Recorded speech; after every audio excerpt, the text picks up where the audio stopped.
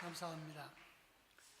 구약 민수기 13장과 14장을 보면 이스라엘 백성들이 바란 광야에 있을 때 모세가 이스라엘 수령된 자 12명의 정탐꾼을 가나안 땅에 파송을 하게 됩니다. 이들이 40일 동안 가나안 땅을 정탐하고 나와서 이제 모세에게 돌아와서 보고를 합니다. 10명의 정탐꾼이 말하기를 그것은 우리를 삼키는 땅이요 우리는 망하리라, 이렇게 이야기를 했을 때 많은 이스라엘 백성들이 그 소리를 듣고 모세와 아론을 원망했습니다. 그때 여호수아 갈렙은 옷을 찢으면서 하나님이 우리와 함께 하시고 그들에게서 그들의 신은 떠났으니 그들은 우리의 밥이라, 이렇게 얘기를 하는데 백성들이 이 여호수아 갈렙을 돌로 치료했다, 그런 기록이 나와 있습니다. 하나님께서 이스라엘 백성들을 천신만고 끝에 출애굽시키고 광야 생활하게 하신 것은 엄밀한 의미에서 가나안 땅 목전까지 왔다가 다 죽이고자 하는 게 아니었다고 하는 것입니다. 그런데 수령된 족장들은 그것을 보지 못하고 원망과 불평을 했다가 이스라엘 진 전체가 위기에 빠지게 된다고 하는 것입니다. 마찬가지로 지난 시간에 말씀드렸지만 모세가 미디안 광야에서 40년 동안 훈련받은 것은 그냥 광야에서 그렇게 늙어가라고 하나님이 그를 애굽에서 건져내시고 또 그리고 미디안 광야에서 40년 훈련받게 하신 것이 아니라고 하는 것입니다. 광야에서 훈련하고 경험을 갖게 하고 다듬어서 이스라엘 백성들을 구원하라고 하시는 하나님의 계획이 있었기 때문에 그는 결국 미디안 광야 40년은 하나님의 일을 하기 위한 준비 과정이었다, 이렇게 설명할 수가 있는 겁니다. 우리도 마찬가지입니다. 예수 믿고 신앙생활하면서 이 교회에 와서 함께 주 안에서 우리 성도들이 만나게 된 목적이 무엇입니까? 그냥 그렇게 살다가 그냥 또 사소한 일 때문에 시험하고 갈등하다가 그렇게 지내는 것이 하나님이 우리를 부르신 목적이 아니라 하나님의 일을 하고 복음을 세우기 위해서 우리를 부르셔서 여기까지 인도하시고 이 공동체 안에 세우셨다고 하는 것을 알아야 되는 것입니다. 오늘부터는 예수 믿고 하나님의 사람이 된 우리는 어떤 존재인가, 이런 실존적인 문제를 다룰까 생각을 합니다. 오늘 우리가 읽은 본문의 말씀은 안디옥 에피소드로 알려진 사건입니다. 한마디로 말하면 사도 바울이 그 당시 예루살렘 교회의 지도자였던 베드로를 책망했다는 사건을 다루고 있습니다. 사도 바울이 갈라디아서를 통해서 율법으로 구원받는 것이 아니라 복음으로 구원되는 것이다라고 강조했습니다. 그리고 그는 스스로 말하기를 나는 이방인의 사도로 부름받은 하나님의 종이다, 이렇게 이야기를 했습니다. 그렇게 말하는 중에 베드로가 안디옥에 있을 때 책망받을 일이 있기로 내가 그를 대면해서 책망했다, 이렇게 아주 어려운 이야기를 끄집어내고 있는 것입니다. 사실 이 일을 보면 이방인도 구원받을 수 있느냐, 또 이방인 율법 없이도 그들이 하나님 자녀가 될 수 있느냐, 이런 문제를 다뤘던 예루살렘 총회 이후에 예루살렘 교회 최고 지도자였던 베드로가 이제 바울이 목회하던 안디옥 지역에 와서 잠깐 방문했을 때 있었던 일입니다. 이 베드로는 이방인과 함께 음식을 먹다가 12절에 보니까 야고보로부터 온 어떤 사람들이 있었다고 했습니다. 이 야고보로부터 온 어떤 사람들은 그 당시 예루살렘 교회에서 온 제자들인데 이들 중에는 율법주의자들이 있었습니다. 예수 믿고 구원받는다는 진리 외에도 율법이 있어야 된다, 이렇게 주장하는 사람들이 있었는데 베드로는 그들이 자기가 이방인과 함께 식사하는 걸 보면 나중에 시비하고 비난할까 봐 그 자리를 슬그머니 피했습니다. 그러자 같이 있던 유대인들과 바나바도 그 일에 엉거주춤 따라하게 되었는데 바울이 볼 때는 이것은 잘못된 것이다, 그래서 바울을 책망했다고 하는 것입니다. 이 본문의 내용을 보면서 우리는 어떤 실존적인 위치에 놓인 존재들인가, 이런 문제를 함께 나누어 볼까 합니다. 제일 중요한 것은 영적 지도자였던 베드로에게도 약점이 있었다고 하는 점입니다. 사도 바울은 왜 예루살렘 교회 최고 지도자이면서 안디옥교에 손님으로 왔던 베드로를 면박을 주었을까? 그 당시 예루살렘 교회의 가장 핵심적인 이슈가 무엇이었냐면 이신득이 교리였습니다.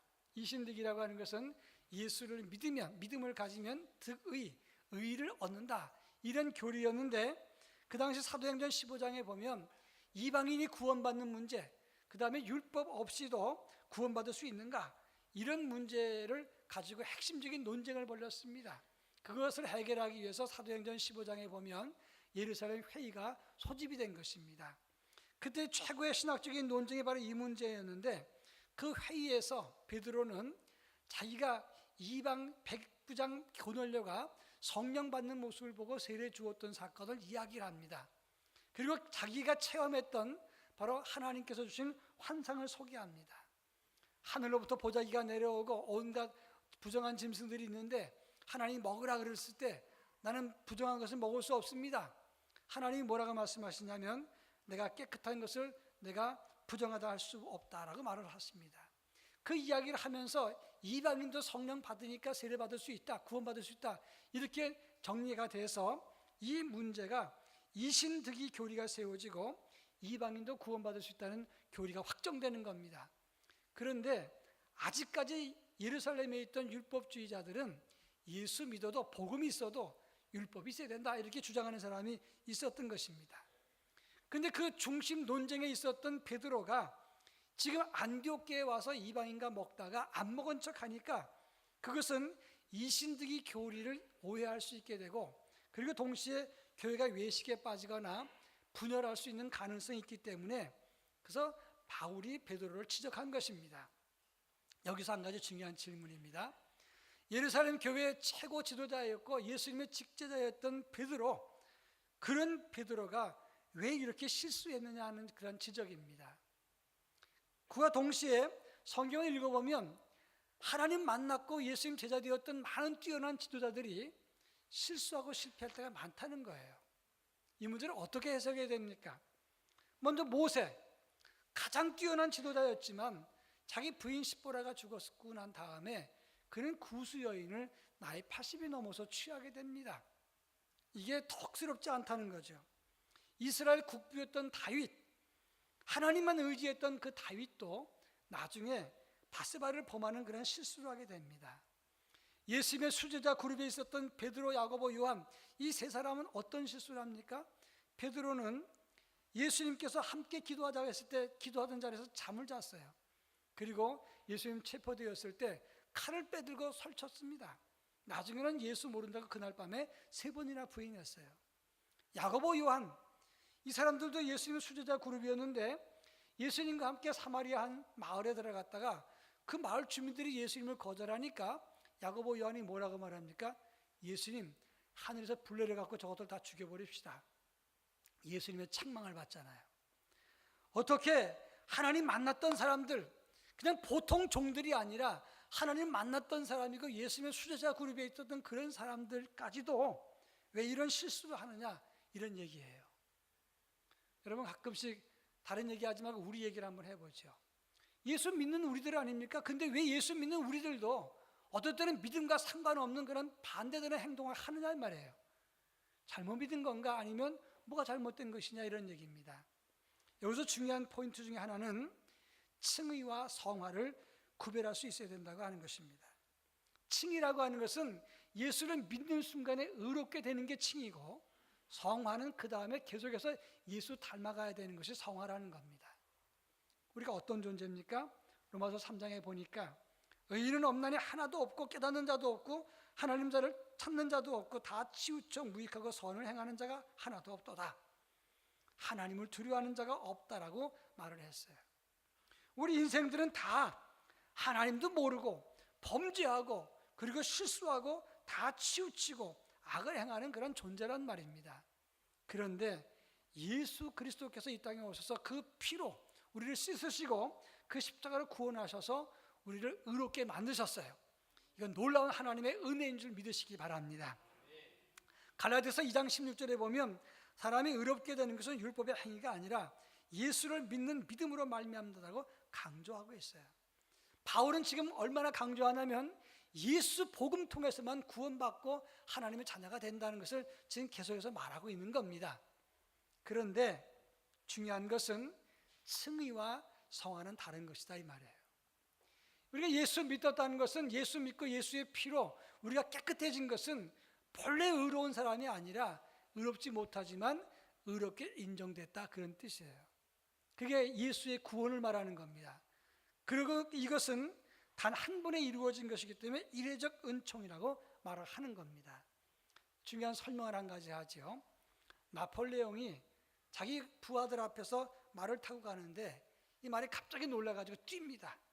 그럴 때 이 말에서 떨어질 상황인데 한 병사가 몸을 사리지 않고 고삐를 잡아서 나폴레옹의 낙마를 막아줬어요. 나폴레옹이 너무 고마워서 고맙다, 수고했네, 대위. 이 사람은 병사였어요. 사병이었어요. 그러니까 폐하, 저는 대위가 아닙니다. 너는 지금부터 대위다. 장교대열로 가라. 이 사람은 장교대열에 섰습니다. 옷은 병사의 옷을 입었어요. 장교들이 말하기를 너는 병사인데 왜 이 장교대열에 섰느냐? 방금 전에 대위가 되었습니다. 어떤 놈이 널 대위 세웠느냐? 황제가 임명했습니다. 옷도 사병의 옷이고 장교 훈련도 안 받았습니다. 장교 실력도 없습니다. 황제가 임명하니까 병사가 대위가 된 거예요. 이게 칭이라고 하는 겁니다.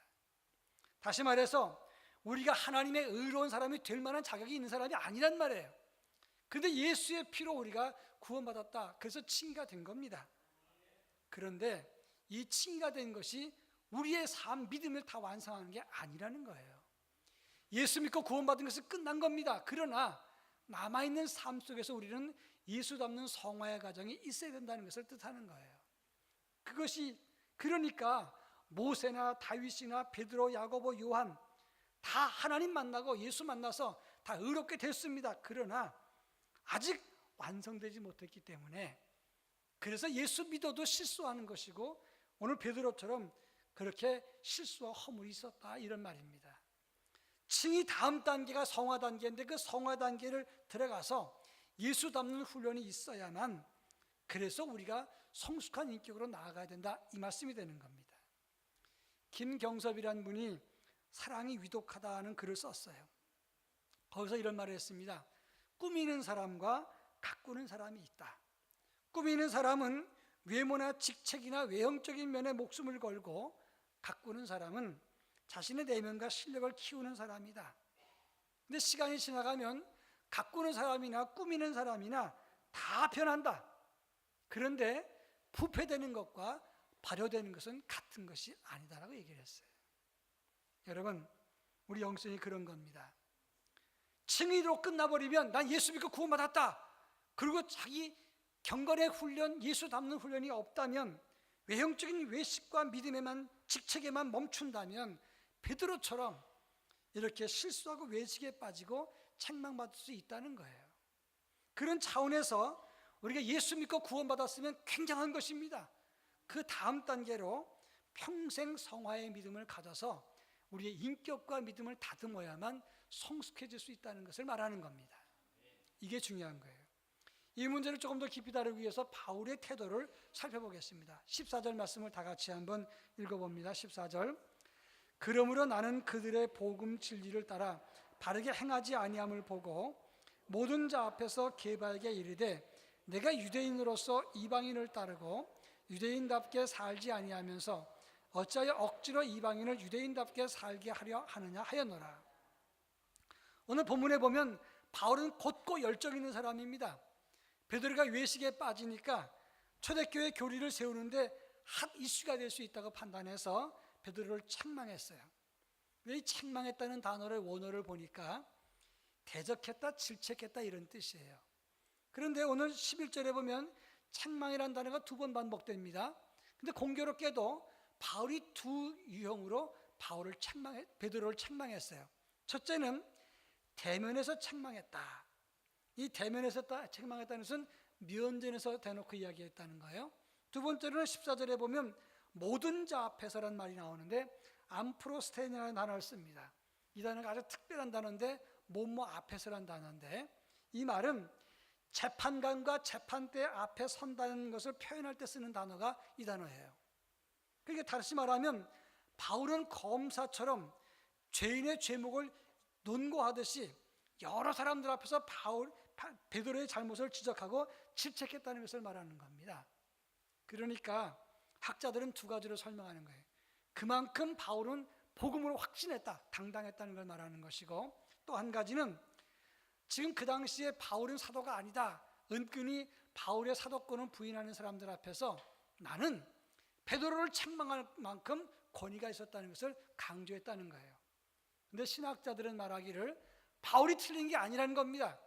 문제는 꼭 그렇게 말해야 되느냐, 그런 얘기예요. 아니, 그것도 예루살렘 교회 최고 지도자를, 손님으로 온 사람을 면전에서 여러 사람 앞에서 그렇게 말했다 망신을 주는 것은 좀 심하지 않느냐, 이런 지적이에요. 요즘 젊은이들 사이에 팩트 폭탄이라는 말을 씁니다. 팩트 폭탄. 팩트는 사실이잖아요. 사실을 터뜨려 버리는 거예요.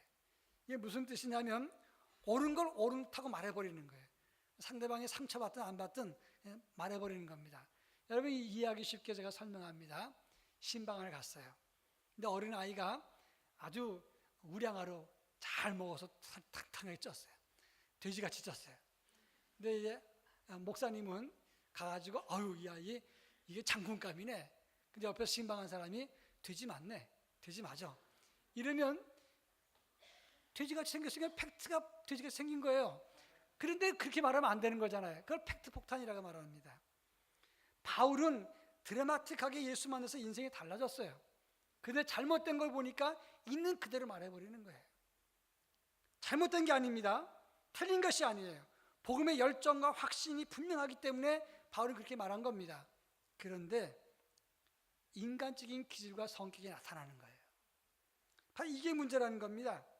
그러니까 자기를 배려해줬던 베드로도 망신을 주고, 자기를 하나님의 사역자로 이끌고 불러줬던 바나바도 마가 문제 때문에 갈등 생겨서 갈등 싸우고 그만두고 나가잖아요. 바울이 틀린 건 아닙니다. 그러나 인격적으로 다듬을 필요는 있었던 거예요. 이게 중요한 거예요.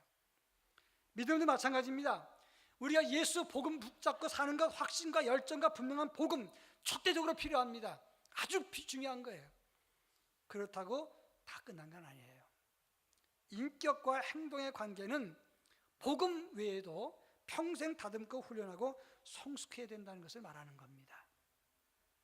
대한예수교 장로의 교리에 의하면 믿음으로 구원받은 그리스도인은 완전히 의롭게 되거나 성화되지는 못하나 하나님 자녀에 합당한 생활을 해야 된다. 성화는 죽을 때까지 계속되어야 된다. 그리스도인이라고 해서 지상에 사는 동안에는 계속해서 하나님의 은총과 도움이 필요하다라고 말하고 있는 거예요.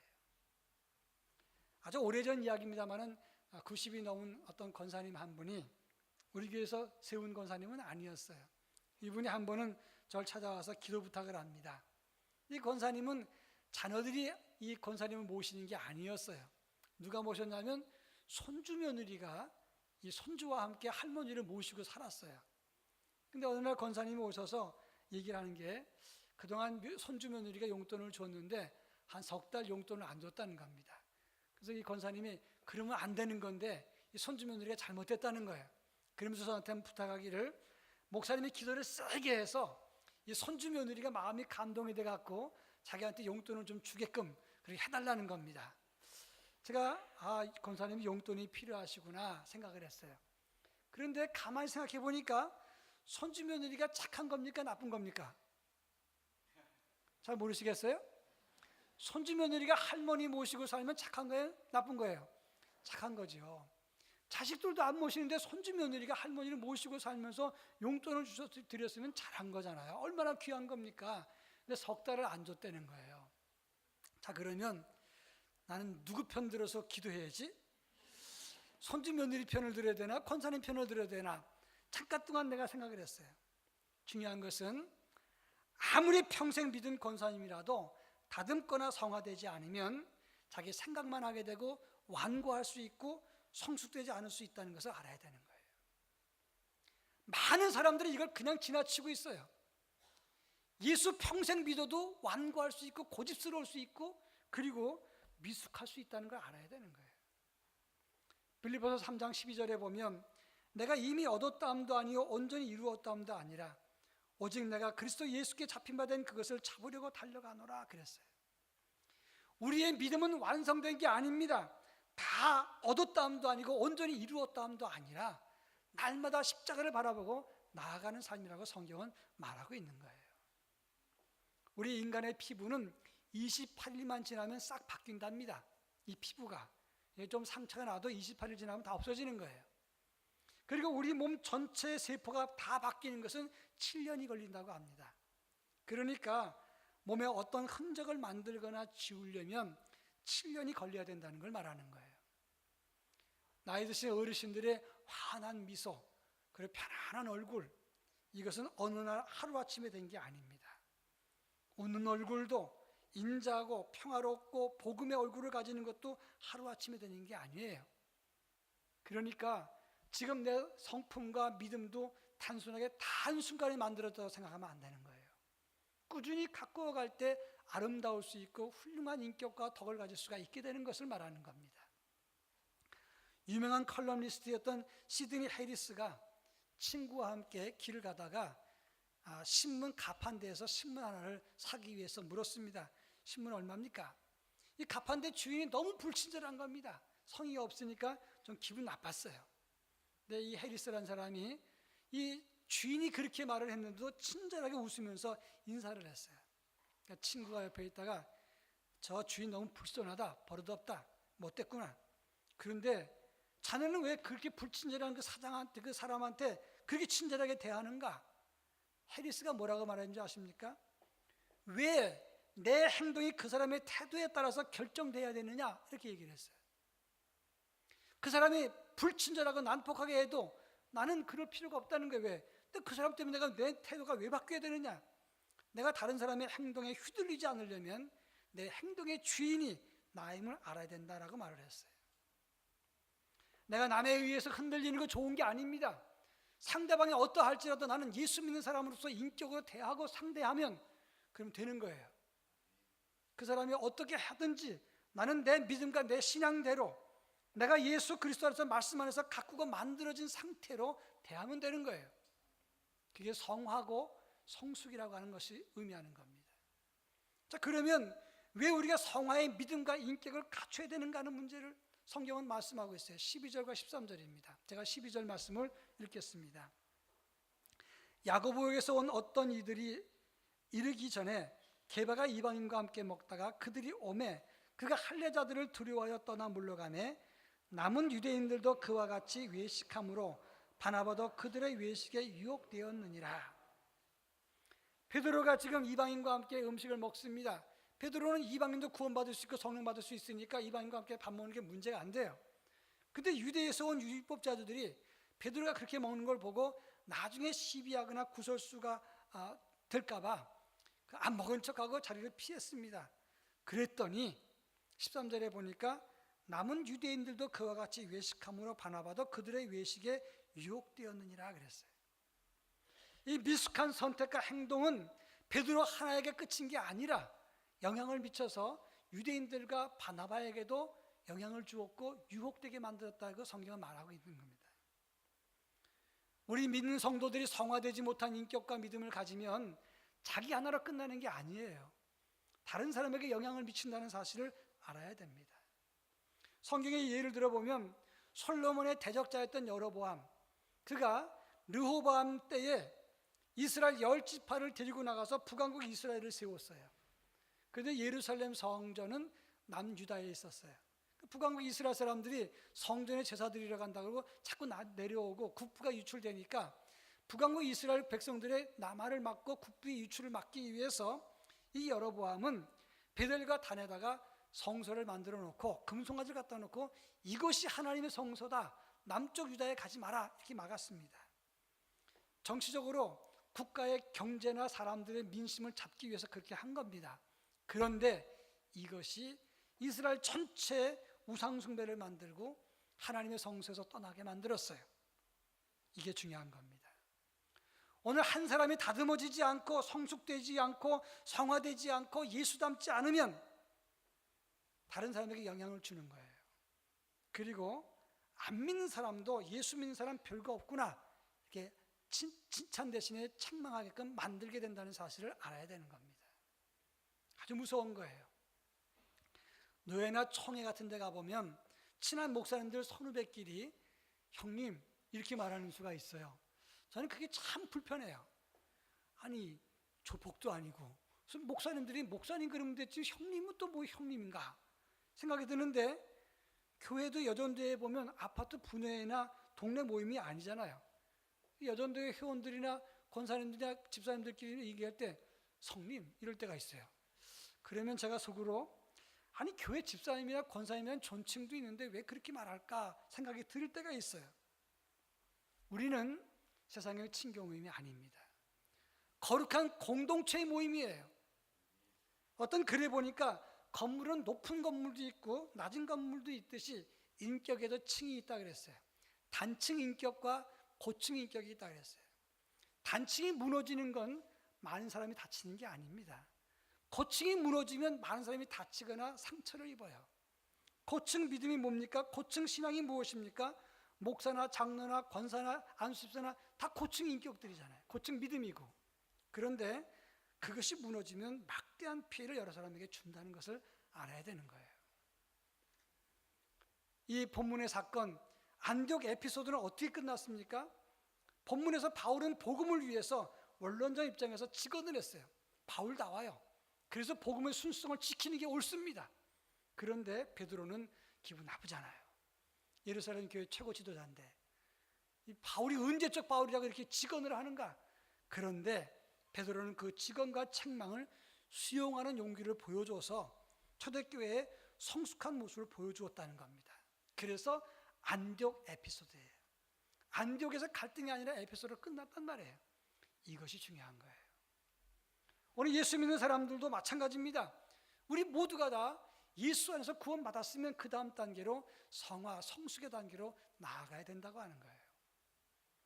드볼작은 체코에서 가장 사랑을 받는 작곡가입니다.